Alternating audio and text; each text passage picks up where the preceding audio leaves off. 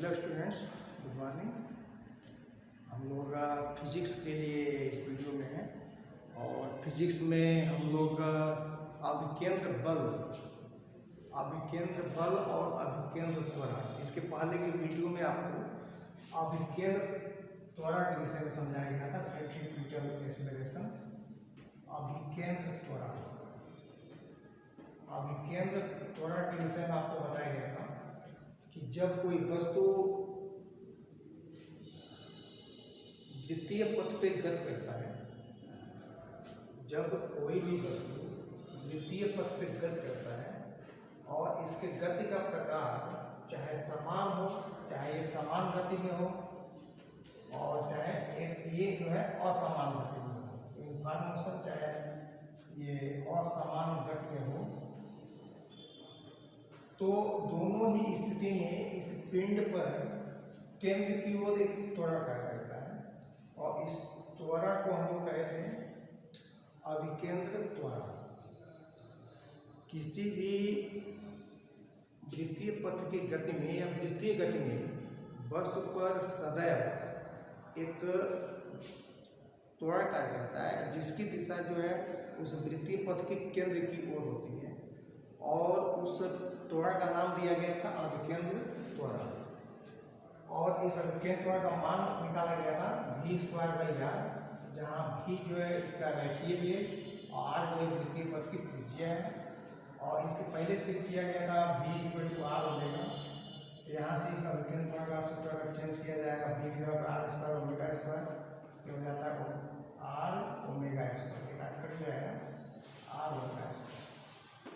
ये जो अभिकेंद्र त्वरण का मान निकलता है, एक समान द्वितीय गति हो रही है वस्तु की, चाहे असमान द्वितीय गति हो रही है।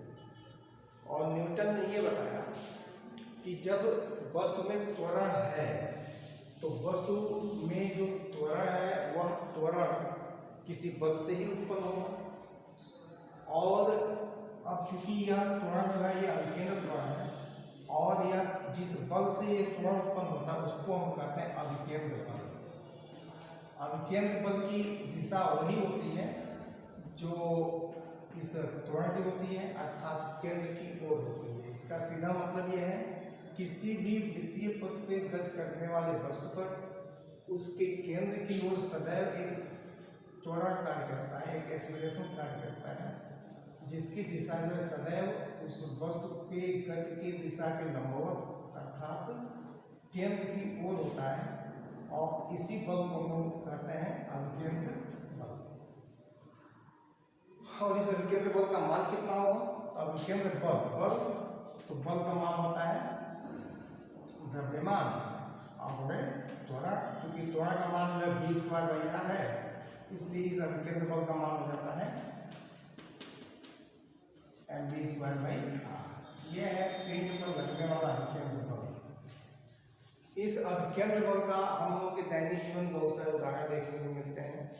अपने पूरे ब्रह्मांड में होने वाली घटनाएं या अति सूक्ष्म परमाणु के भीतर की जो घटना है उन सभी जगहों पर इस अभिकेंद्र बल का उदाहरण देखने को मिलता है। जैसे कि पृथ्वी सूर्य के चारों ओर परिक्रमण करती है और पृथ्वी के परिक्रमण के लिए जो आवश्यक अभिकेंद्र बल है, यह अभिकेंद्र बल पृथ्वी और सूर्य के बीच लगने वाले गुरुत्वाकर्षण बल से प्राप्त होता है। ये पृथ्वी हो गया, सूर्य हो गया, ये हम लोग की पृथ्वी हो गई। और पृथ्वी जो है सूर्य के चारों ओर परिक्रमण करती है, इसके ऊपर पृथ्वी के ऊपर सूर्य के द्वारा जो बल लगता है इस बल को हम कहेंगे अभिकेंद्र बल। और इस बल का मान कहाँ से मिलता है? इस बल का मान मिलता है G/mS/RES।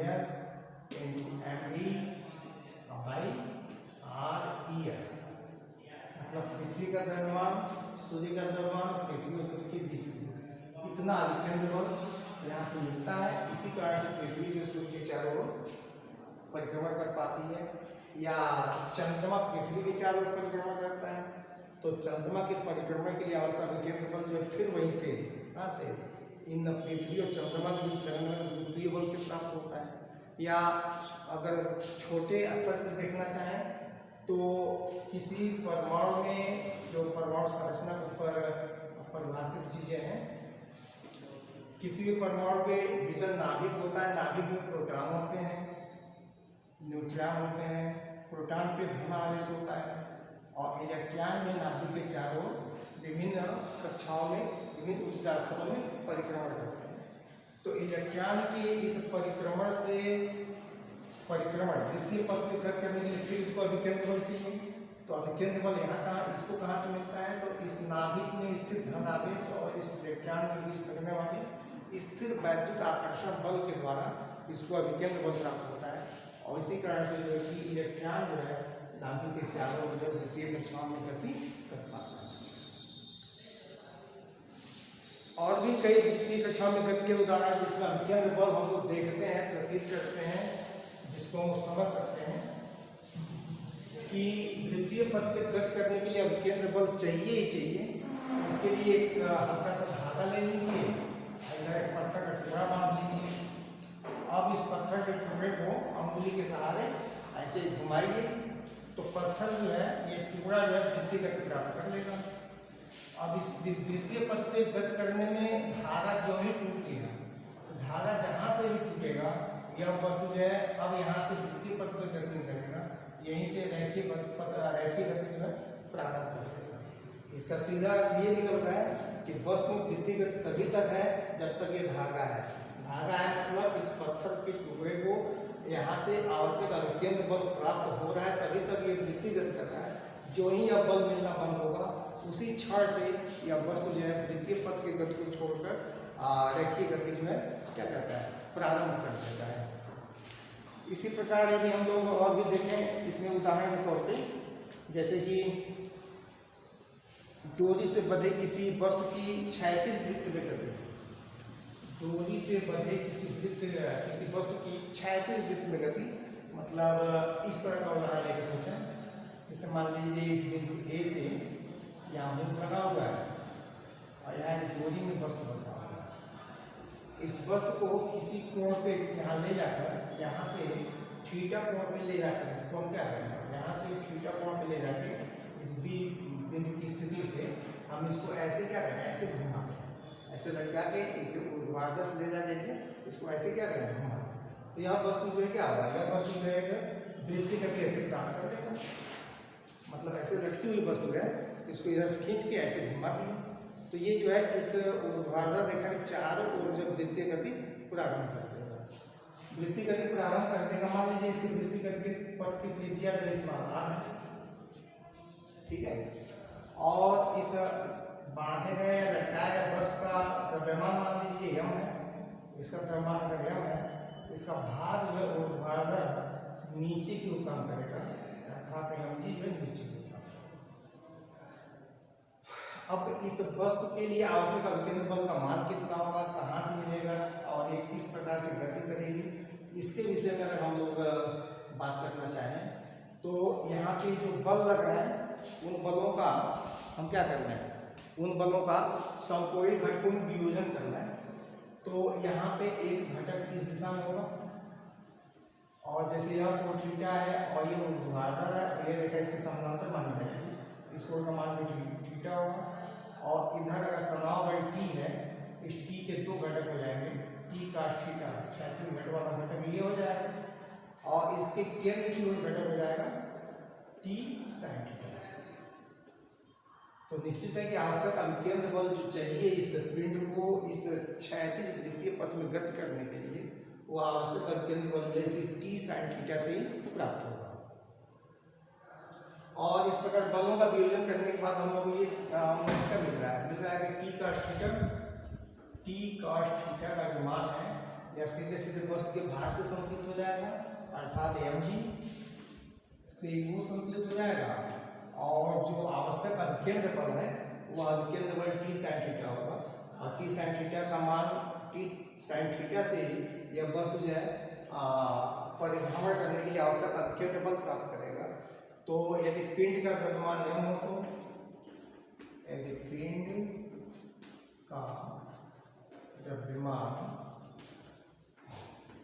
m हो तो इस r त्रिज्या के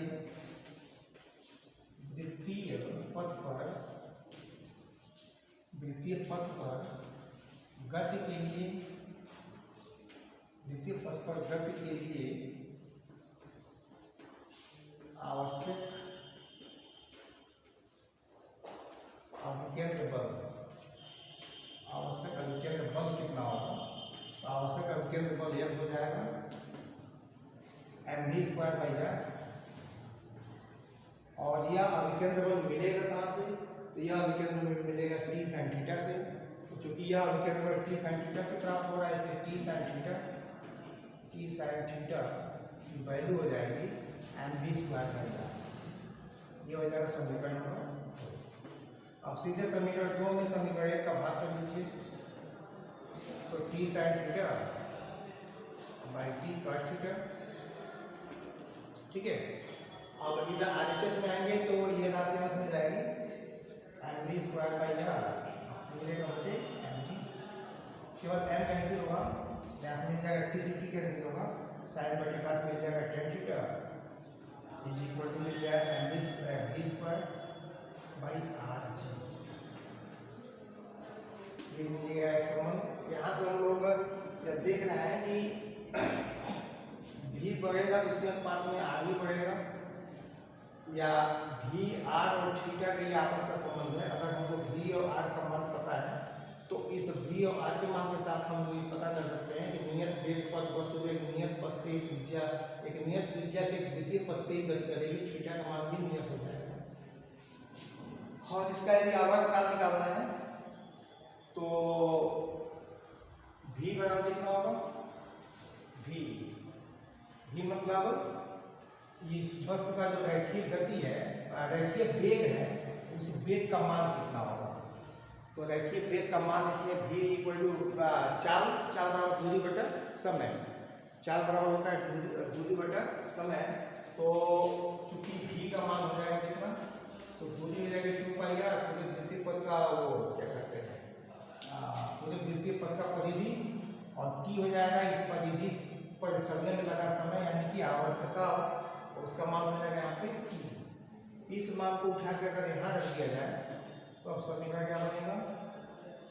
अब tan को हम फिर चेंज कर रहे हैं sin थीटा बटे cos theta is equal to कितना? v² मतलब 2πr बाई t का होल स्क्वायर, ये v²/rg, rg मतलब r। यहाँ से ये निकलेगा, बीच में मिटा रहे हैं, इसकी जरूरत है नहीं। और यहाँ से फिर समीकरण को आगे कैसे पढ़ाएंगे उसके लिए, क्योंकि हम एक सूत्र निकलता है यहाँ पे जिसमें इस पिंड का जो द्वितीय पद पे गति कर रहा है इसका आवर्तकाल प्राप्त होता है। तो उसके लिए यहाँ से काम करेंगे। तो ये हो गया sin थीटा बटे cos theta is equal to 4π² r² by rg into t²।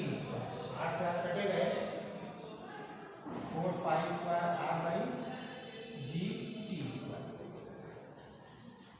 और पुनः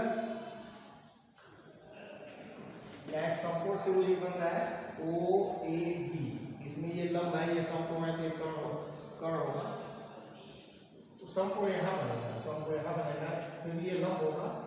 और धारित लंबाई पर अगर मान लिया जाए तो लंब बटे कर्ण बराबर लंब बटे कर्ण मतलब sin थीटा, यहाँ से हो जाएगा r बराबर l sin थीटा, r की वैल्यू हो जाएगी l sin थीटा। तो इस r के जगह हम रख देंगे क्या, ये l sin थीटा, तो अब हो जाएगा हम लोगों का sin थीटा बटे cos थीटा, ये 4π² r लगेगा कितना ना l sin theta by g t²। अब sin से देखो sin ये कैंसिल हो जाएगा। हम लोग अगर आप ये टाइम ऑफ पीरियड यानी कि पूरे इस परिभ्रमण इस द्वितीय पद में पूरा एक चक्कर लगाने में लगा समय निकालना हो तो यहाँ पे t का मान चाहिए, और t का मान कैसे निकालेंगे लोग? तो t को यहाँ लाएंगे तो हो जाएगा t² is equal to 4π² into l cos theta by g। अब दोनों पक्षों का वर्गमूल ले लो तो हम लोग का काम हो गया। दोनों पक्षों का वर्गमूल ले लो तो मिल जाएगा यहाँ से क्या, t g equal to 4 pi square का स्क्वायर रूट निकल जाएगा 2 पाई और यह काट मीटर बाई जी। यही है एक संबंध जिसमें किसी धागे से किसी वस्तु को बांधकर ऊर्ध्वाधर से किसी कोण पर ले जाकर उसे ऐसे वृत्तीय पथ पे गति कराया जाए तो उस वस्तु के वृत्तीय पथ पे गति करने के एक चक्कर में लगे समय का मान यानी कि टाइम ऑफ पीरियड या आवर्त काल कैपिटल से दिखा देते हैं, ये आवर्त काल। और भी हम लोग अपने दैनिक जीवन में बहुत जगहों पे अभिकेंद्र बल, वृत्तीय गति और अभिकेंद्र त्वरण के उदाहरण देखने को मिलते हैं। हम लोगों को चिंतन के द्वारा सोच समझ के इन सब तथ्यों को देखना चाहिए कि वस्तु किसके अराउंड गति कर रही है और वस्तु पे जो त्वरण लग रहा है उसकी दिशा क्या है और उस त्वरण के कारण उत्पन्न जो बल है अर्थात अभिकेंद्र बल है उस अभिकेंद्र बल का मान कितना होगा, कैसे होगा। ओके।